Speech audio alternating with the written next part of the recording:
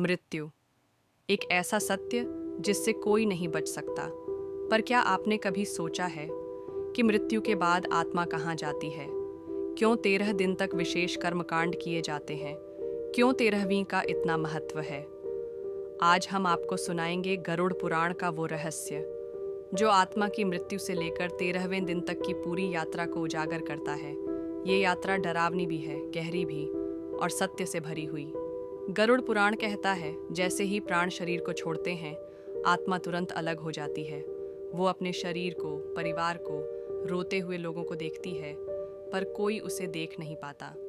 आत्मा बोलना चाहती है, छूना चाहती है, लेकिन वो असहाय होती है। इसीलिए शास्त्रों में कहा गया है, मृत्यु के तुरंत बाद घर में शांति रखो और मंत्रोच्चारण करो, ताकि आत्मा को पहली ही घड़ी में शांति मिले। पहले 3 दिन आत्मा अपने ही घर और परिवार के पास रहती है। वो अपने कमरे में, अपने प्रिय स्थानों पर भटकती है। उसे लगता है कि वो अभी भी जीवित है, लेकिन जैसे जैसे समय बीतता है, उसे एहसास होता है कि उसका शरीर अब सिर्फ एक खोल बन चुका है।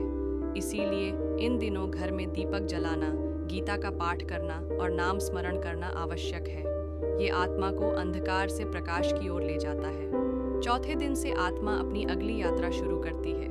ये यात्रा साधारण नहीं होती। गरुड़ पुराण के अनुसार आत्मा यमदूतों के साथ निकलती है, जहां उसे अंधेरी घाटियां, कठिन पहाड़, भयानक नदियां और डरावने रास्तों से गुजरना पड़ता है। ये रास्ता बहुत लंबा और कष्टदायक होता है, लेकिन इस समय परिवार द्वारा किए गए दान, पिंडदान और तर्पण आत्मा के लिए सहारा बनते हैं। हर दान की शक्ति आत्मा के लिए एक दीपक की तरह काम करती है, जो उसके मार्ग को रोशन करता है। 11वें और 12वें दिन आत्मा को अपने कर्मों का लेखा जोखा दिखाया जाता है। यमदूत और देवदूत दोनों सामने खड़े होते हैं। आत्मा को उसके किए हुए हर अच्छे और बुरे कर्म याद दिलाए जाते हैं। यही समय तय करता है कि आगे का मार्ग कैसा होगा।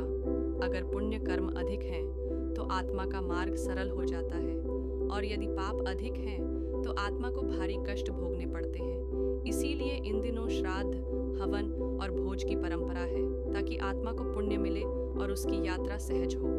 13वां दिन आत्मा के लिए सबसे निर्णायक होता है। यही वो समय है जब आत्मा अपने अगले गंतव्य की ओर बढ़ती है। गरुड़ पुराण कहता है, आत्मा 3 मार्गों में से किसी एक को चुनती है, स्वर्ग, नरक या फिर पुनर्जन्म। परिवार 13वीं इसीलिए करता है ताकि आत्मा को अंतिम विदाई दी जा सके। ये विदाई आत्मा को बंधनों से मुक्त कर देती है, जैसे कहना, अब तुम अपनी अगली यात्रा पर जाओ, हम तुम्हें शुभकामना और आशीर्वाद देते हैं। गरुड़ पुराण हमें एक गहरी सीख देता है, मृत्यु अंत नहीं है, बल्कि आत्मा की नई यात्रा की शुरुआत है। जीवन में जो कर्म हम करते हैं, वही हमारे अगले रास्ते तय करते हैं। इसलिए धर्म का पालन करो, सत्य बोलो और पुण्य कर्म करते रहो। अगर आपको ये रहस्य अच्छा लगा तो इस वीडियो को लाइक कीजिए, अपने दोस्तों और परिवार के साथ शेयर कीजिए, और सबसे ज़रूरी सब्सक्राइब कीजिए हमारे चैनल को, क्योंकि हम आपके लिए ऐसे ही गहरे रहस्य और अनसुनी कहानियाँ लेकर आते रहते हैं।